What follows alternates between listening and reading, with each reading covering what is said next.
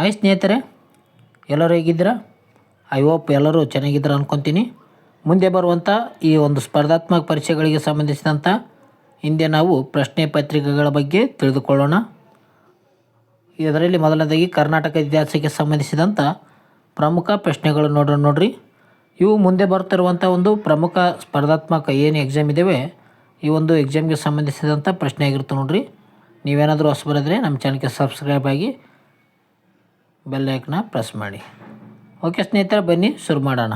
ಪ್ರಮುಖ ಕರ್ನಾಟಕ ಇತಿಹಾಸದ ಪ್ರಶ್ನೆಗಳು ನೋಡಿ. ನಮ್ಮ ಒಂದು ಮೊದಲನೇ ಪ್ರಶ್ನೆ, ಮೈಸೂರಿನಲ್ಲಿ ಮೊದಲ ಕ್ರೈಸ್ತ ಮಿಷನರಿ ಶಾಲೆಯನ್ನು ಪ್ರಾರಂಭಿಸಿದವರು ಯಾರು ಅಂತ ಈ ಒಂದು ಪ್ರಶ್ನೆ ಕೇಳಲಾಗಿದೆ ನೋಡಿ. ಮೈಸೂರಿನಲ್ಲಿ ಕ್ರೈಸ್ತ ಮಿಷನರಿ ಶಾಲೆಯನ್ನು ಪ್ರಾರಂಭ ಮಾಡಿದವರು ಯಾರು ಅಂತ ಕೇಳಿದ್ದಾರೆ. ಇದಕ್ಕೆ ಸರಿಯಾದ ಉತ್ತರ ನೋಡೋದಾದರೆ ಆಪ್ಷನ್ಸ್ ಬಿ ನೋಡಿ, ವೆಲ್ಲಿಯನ್ ಎಂಬ ವ್ಯಕ್ತಿ ಏನು ಮಾಡ್ತಾರೆ ಅಂದರೆ ಮೊದಲ ಬಾರಿಗೆ ಮೈಸೂರಿನಲ್ಲಿ ಕ್ರೈಸ್ತ ಮಿಷನರಿ ಶಾಲೆಯನ್ನು ಪ್ರಾರಂಭ ಮಾಡಿದಂಥ ವ್ಯಕ್ತಿಯಾಗಿದ್ದಾರೆ. ಸರಿಯಾದ ಉತ್ತರ ಯಾವುದು? ಆಪ್ಷನ್ಸ್ ಬಿ, ವೆಲ್ಲಿಯನ್ ನೋಡ್ರಿ. ಜಾನ್ ಡಿನ್ ವೆಲ್ಲಿಯನ್ ಅವರು ಮೈಸೂರಿನಲ್ಲಿ ಮೊದಲ ಬಾರಿಗೆ ಕ್ರೈಸ್ತ ಮಿಷನರಿ ಶಾಲೆಯನ್ನು ಪ್ರಾರಂಭ ಮಾಡಿದಾರಂತ ಹೇಳ್ಬೋದು ನೋಡ್ರಿ. ಅದೇ ರೀತಿಯಾಗಿ 1854 ಒಂದು ವುಡ್ಸ್ ವರದಿಯನ್ನು ಭಾರತದ ಇಂಗ್ಲೀಷ್ ಶಿಕ್ಷಣದ ಮ್ಯಾಗ್ನಾ ಕಾರ್ಟಾ ಎಂದು ಕೂಡ ಕರೆಯುತ್ತಾರೆ. ಇದು ಕೂಡ ಪ್ರಮುಖ ಆಗಿದೆ ನೋಡ್ರಿ. ಯಾವುದು ಭಾರತದ ಇಂಗ್ಲೀಷ್ ಶಿಕ್ಷಣದ ಮ್ಯಾಗ್ನಾ ಕಾರ್ಟಾ ಅಂತ ಕರೀತಾರೆ ಅಂದರೆ ಅದು ವುಡ್ಸ್ ವರದಿ ಆಗಿದೆ. 1854 ಬರ್ತದೆ ಈ ವರದಿ ಪ್ರಮುಖ ಒಂದು ಪ್ರತಿ ಜಿಲ್ಲೆಯಲ್ಲಿ ಶಿಕ್ಷಕರ ತರಬೇತಿ ಕೇಂದ್ರಗಳನ್ನು ತೆರೆಯಲಾಗ್ತದೆ ನೋಡ್ರಿ. ಈ ಒಂದು ವರದಿಯ ಮುಖಾಂತರ ಪ್ರತಿಯೊಂದು ಜಿಲ್ಲೆಯಲ್ಲಿ ಶಿಕ್ಷಕರ ತರಬೇತಿ ಕೇಂದ್ರವನ್ನು ತೆರೆಯಲಾಗುತ್ತದೆ. ಮುಂದಿನ ಒಂದು ಪ್ರಶ್ನೆ ನೋಡೋಣ. ಮುಂದಿನ ಒಂದು ಪ್ರಶ್ನೆ, ರಾಣಿ ಚೆನ್ನಮ್ಮಳ ಸೇನಾ ದಂಡನಾಯಕನಾಗಿದ್ದು ಗೆರಿಲ್ಲಾ ತಂತ್ರದಿಂದ ಬ್ರಿಟಿಷರೊಂದಿಗೆ ಹೋರಾಡಿದಂಥ ವ್ಯಕ್ತಿ ಯಾರಂತ ಕೇಳಿದ್ದಾರೆ.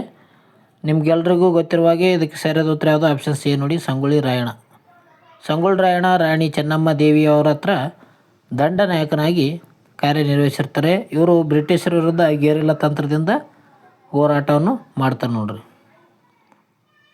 ಇದಕ್ಕೆ ಸರಿಯಾದ ಉತ್ತರ ಯಾವುದು? Options A Sangolli Rayanna. ಇವರು ಕಿತ್ತೂರು ರಾಣಿ ಚೆನ್ನಮ್ಮನ ಬಲಗೈ ಭಟನಾಗಿ ಕೆಲಸ ಮಾಡಿದಂಥ ವ್ಯಕ್ತಿಯಾಗಿರ್ತಾರೆ. ಬ್ರಿಟಿಷರ ವಿರುದ್ಧ ಗೆರಿಲ್ಲಾ ಯುದ್ಧ ತಂತ್ರವನ್ನು ಬಳಸಿಯಿಂದ ಹೋರಾಟವನ್ನು ಮಾಡುತ್ತಿರ್ತಾನೆ. ಇವರ ಒಂದು ಸಮಾಧಿ ಸ್ಥಳ ಎಲ್ಲಿದೆಪ್ಪ ಅಂತಂದರೆ ಬೆಳಗಾವಿ ಜಿಲ್ಲೆಯ ಖಾನಾಪುರ ತಾಲೂಕಿನ ನಂದಗಡ ಎಂಬಲ್ಲಿ ಈ ಒಂದು ಸಂಗೊಳ್ಳಿ ರಾಯಣ್ಣನ ಒಂದು ಸಮಾಧಿ ಇದೆ ಅಂತಲೇ ಹೇಳುತ್ತೀವಿ. ಮುಂದಿನ ಒಂದು ಪ್ರಶ್ನೆ ನೋಡೋಣ. ಮುಂದಿನ ಒಂದು ಪ್ರಶ್ನೆ,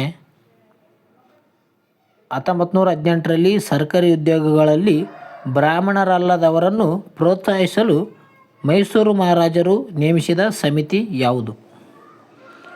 1918 ಏನು ಮಾಡ್ತಾರೆ ಅಂದರೆ ಈ ಒಂದು ಸರ್ಕಾರಿ ಹುದ್ದೆಯನ್ನು ಪಡೆದ ಸಲುವಾಗಿ ಬ್ರಾಹ್ಮಣರಲ್ಲದವರನ್ನು ಅಂದರೆ ಬ್ರಾಹ್ಮಣ ಬಿಟ್ಟು ಬೇರೆ ವ್ಯಕ್ತಿಗಳನ್ನು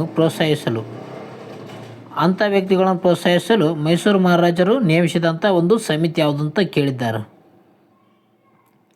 ಇದಕ್ಕೆ ಸರಿಯಾದ ಉತ್ತರ ನೋಡೋದಾದರೆ ಆಪ್ಷನ್ ಸಿ ನೋಡಿ, ಲೆಸ್ಲಿ ಮಿಲ್ಲರ್ ಸಮಿತಿ ಏನಪ್ಪ ಅಂತಂದರೆ ಈ ಒಂದು 1918 ಸರ್ಕಾರಿ ಉದ್ಯೋಗಗಳಲ್ಲಿ ಬ್ರಾಹ್ಮಣರಲ್ಲದವರನ್ನು ಪ್ರೋತ್ಸಾಹ ಮಾಡಲು ಮೈಸೂರು ಮಹಾರಾಜರು ನೇಮಿಸಿದಂಥ ಒಂದು ಸಮಿತಿಯಾಗಿದೆ ಅಂತಲೇ ಹೇಳ್ತೀವಿ. ಸಿ ಸರಿಯಾಗಿದೆ ನೋಡಿ, ಲೆಸ್ಲಿ ಮಿಲ್ಲರ್ ಸಮಿತಿ. ಈ ಒಂದು ಸಮಿತಿ ಮೀಸಲಾತಿ ಇತಿಹಾಸದಲ್ಲಿ ಪ್ರಮುಖವಾಗಿ ಇರ್ತದೆ. ಪ್ರಮುಖ ಅಂಶ ಇದೆ ನೋಡ್ರಿ. ಸರ್ ಎಂ ವಿಶ್ವೇಶ್ವರಯ್ಯನವರು ಈ ಸಮಿತಿಯ ವರದಿಯನ್ನು ವಿರೋಧಿಸಿ ತಮ್ಮ ದಿವಾನ ಹುದ್ದೆಗೆ ರಾಜೀನಾಮೆ ನೀಡುತ್ತಾರೆ. ಯಾವಾಗ? 1918 ಸರ್ ಎಂ ವಿಶ್ವೇಶ್ವರಯ್ಯ ಅವರು ಏನು ಮಾಡ್ತಾರೆ ಅಂದರೆ ಈ ಒಂದು ಸಮಿತಿಯನ್ನು ವಿರೋಧಿಸಿಗೆಸಿಂದ ರಾಜೀನಾಮೆಯನ್ನು ನೀಡುತ್ತಾರೆ ನೋಡ್ರಿ. ಅವರ ಉದ್ಯೋಗದಲ್ಲಿ ಪ್ರತಿಭೆಗೆ ಮೊದಲ ಆದ್ಯತೆ ನೀಡಬೇಕೆಂದು ಪ್ರತಿಪಾದಿಸಿದಂಥ ವ್ಯಕ್ತಿಯಾಗಿದ್ದಾರೆ ಸರ್ ಎಂ ವಿಶ್ವೇಶ್ವರಯ್ಯ ಅವರು.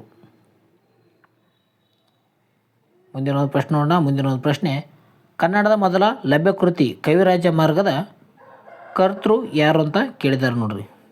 ಕವಿರಾಜ ಮಾರ್ಗದ ಕರ್ತೃ ಯಾರು? ಇದಕ್ಕೆ ಸರಿಯಾದ ಉತ್ತರ ಆಪ್ಷನ್ಸ್ ಬಿ, ಅಮೋಘವರ್ಷ ನೃಪತುಂಗನ ಆಸ್ಥಾನದಲ್ಲಿರುವಂಥ ಶ್ರೀ ವಿಜಯ ಇದರ ಒಂದು ಕರ್ತೃ ಆಗಿದ್ದ ನೋಡ್ರಿ. ಸರಿಯಾದ ಉತ್ತರ ಯಾವುದು? ಆಪ್ಷನ್ ಸಿ, ಶ್ರೀ ವಿಜಯ. ಇವರು ಯಾರು? ಅಮೋಘವರ್ಷ ನೃಪತುಂಗನ ಆಸ್ಥಾನದಲ್ಲಿ ಇರುವಂಥ ಒಬ್ಬ ಕವಿ. ಶ್ರೀ ವಿಜಯ ಒಂದು ಆಪ್ಷನ್ಸ್ ಇರ್ಲಿಕ್ಕಂದ್ರೆ ನೀವು ಅಮೋಘವರ್ಷ ನೃಪತುಂಗ ಅಂತ ಹಾಕಿ. ಓಕೆ, ಇದು ಕನ್ನಡದ ಮೊದಲ ಅಲಂಕಾರಿಕ ಗ್ರಂಥ ಅಂತಲೇ ನಾವು ಕರಿತೇವೆ. ಇದರ ಒಂದು ಪೋಷಕ ರಾಜ ಯಾರಪ್ಪ ಅಂತಂದರೆ ಅಮೋಘವರ್ಷ ನೃಪತುಂಗ. ಅಮೋಘವರ್ಷ ನೃಪತುಂಗ ಇದರ ಒಂದು ಪೋಷಕ ರಾಜ ಆಗಿದ್ದು ಇರ್ತಾನೆ ನೋಡ್ರಿ. ಪ್ರಸಿದ್ಧ ಉಲ್ಲೇಖ ಇದೆ ನೋಡಿ, ಕನ್ನಡ ನಾಡು ಕಾವೇರಿಯಿಂದ ಗೋದಾವರಿವರೆಗೆ ಹಬ್ಬಿತ್ತ ಎಂಬ ಒಂದು ಮಾಹಿತಿ ಈ ಕೃತಿಯಲ್ಲಿ ನಾವು ತಿಳಿದುಕೊಳ್ಳಬಹುದು. ಕನ್ನಡ ನಾಡು ಏನಪ್ಪ ಅಂತಂದರೆ ಕಾವೇರಿಯಿಂದ ಗೋದಾವರಿವರೆಗೆ ಇದೆ ಅಂತ ಈ ಒಂದು ಕವಿರಾಜ ಮಾರ್ಗದಲ್ಲಿ ಶ್ರೀ ವಿಜಯ್ ಹೇಳಿದ್ದಾರೆ. ಇದು ಕನ್ನಡದ ಒಂದು ಮೊದಲ ಅಲಂಕಾರಿಕ ಗ್ರಂಥ ಅಂತಲೇ ಪ್ರಸಿದ್ಧಿಯಾಗಿದೆ ನೋಡ್ರಿ. ಇದು ಕೂಡ ಇಂಪಾರ್ಟೆಂಟ್. ಮುಂದಿನ ಒಂದು ಪ್ರಶ್ನೆ, 1953ರ ರಾಜ್ಯ ಪುನರ್ವಿಂಗಡನಾ ಆಯೋಗದ ಅಧ್ಯಕ್ಷರು ಯಾರಾಗಿದ್ದರು?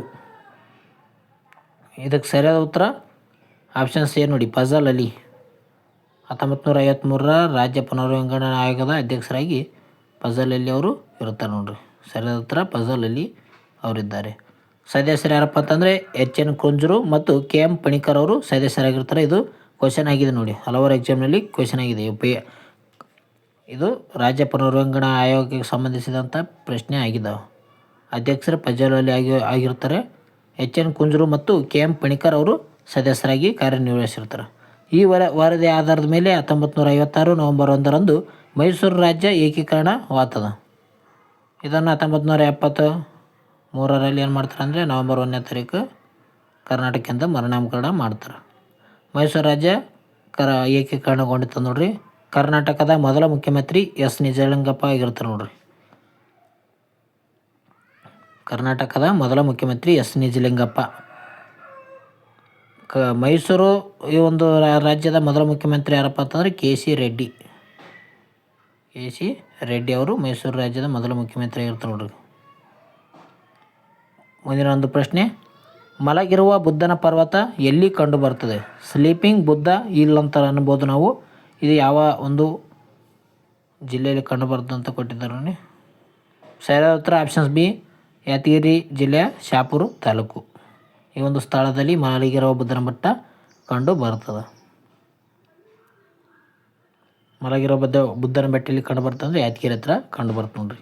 ಈ ಬೆಟ್ಟ ನೈಸರ್ಗಿಕವಾಗಿ ಮಲಗಿರುವ ಬುದ್ಧನ ಆಕಾರದಲ್ಲಿ ಇದೆ. ಇದು ಯಾದಗಿರಿ ಜಿಲ್ಲೆಯ ಶಾಪುರ ತಾಲೂಕಿನಲ್ಲಿ ಕಂಡು ಬರ್ತದೆ ನೋಡ್ರಿ. ಮುಂದಿನ ಒಂದು ಪ್ರಶ್ನೆ, ಷಟ್ಪದಿಯಲ್ಲಿ ಹರಿಶ್ಚಂದ್ರ ಕಾವ್ಯ ಬರೆದ ಕವಿ ಯಾರು? ಹರಿಶ್ಚಂದ್ರ ಒಂದು ಕಾವ್ಯವನ್ನು ಬರೆದಂಥ ಕವಿ ಯಾರು ಅಂತ ಕೇಳಿದ್ದಾರೆ ನೋಡ್ರಿ.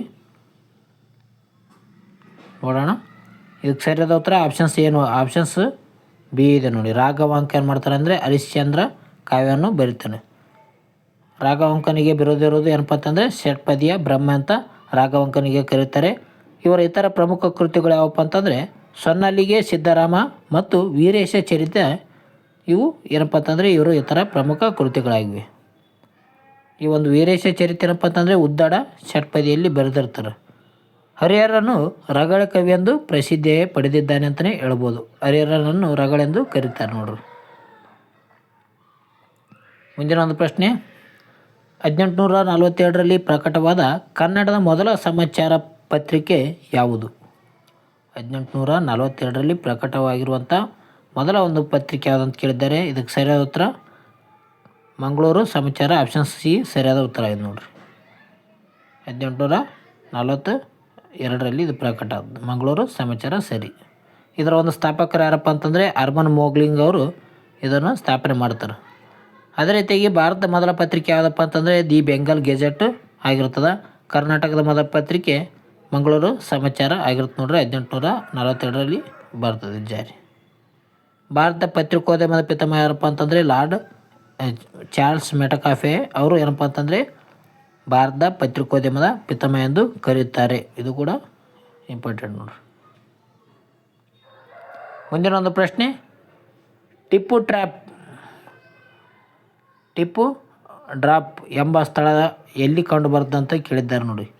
ಟಿಪ್ಪು ಡ್ರಾಪ್ ಎಂಬ ಒಂದು ಸ್ಥಳ, ಪ್ರಸಿದ್ಧ ಸ್ಥಳ ಯಾವ ಸ್ಥಳದಲ್ಲಿ ಕಂಡು ಬರ್ತದೆ ಅಂತ ಕೇಳಿದ್ದಾರೆ. ಇದಕ್ಕೆ ಸರಿಯಾದ ಉತ್ತರ ಆಪ್ಷನ್ ಸಿ ನಂದಿ ಬೆಟ್ಟದಲ್ಲಿ ಕಂಡು ಬರ್ತದೆ. ಇದೆಲ್ಲಿ ಅಂದರೆ ಚಿಕ್ಕಬಳ್ಳಾಪುರದ ನಂದಿ ಬೆಟ್ಟದಲ್ಲಿ ಕಂಡು ಬರುತ್ತೆ ನೋಡ್ರಿ. ಟಿಪ್ಪು ಡ್ರಾಪ್ ಅಲ್ಲಿ ಕಂಡು ಬರುತ್ತೆ. ಟಿಪ್ಪು ಸುಲ್ತಾನ್ನ ಆಳ್ವಿಕೆಯಲ್ಲಿ ಕೈದಿಗಳನ್ನು ಅಥವಾ ದ್ರೋಹಿಗಳನ್ನು ಶಿಕ್ಷೆ ಮಾಡಲು ಈ ಒಂದು ಸ್ಥಳವನ್ನು ಆಯ್ಕೆ ಮಾಡಿರ್ತಾರೆ.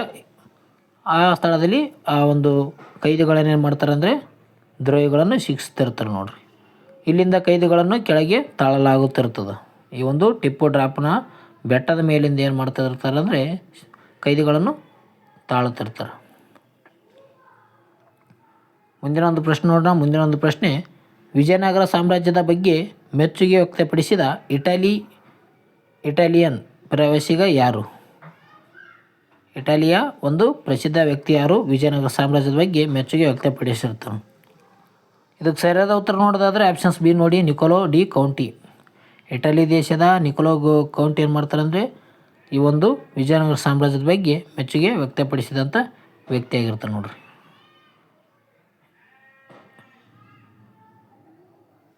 ನಿಕೋಲೋ ಡಿ ಕೌಂಟಿ ಇವರು 1421ರಲ್ಲಿ 1ನೇ ದೇವರಾಯನ ಆಸ್ಥಾನಕ್ಕೆ ಭೇಟಿ ನೀಡಿರ್ತಾರೆ ನೋಡ್ರಿ. ವಿಜಯನಗರದ ವೈಭವವನ್ನು ತನ್ನ ಬರಹಗಳಲ್ಲಿ ಪ್ರಶಂಸಿರ್ತಾರೆ ವ್ಯಕ್ತಿಗಳು.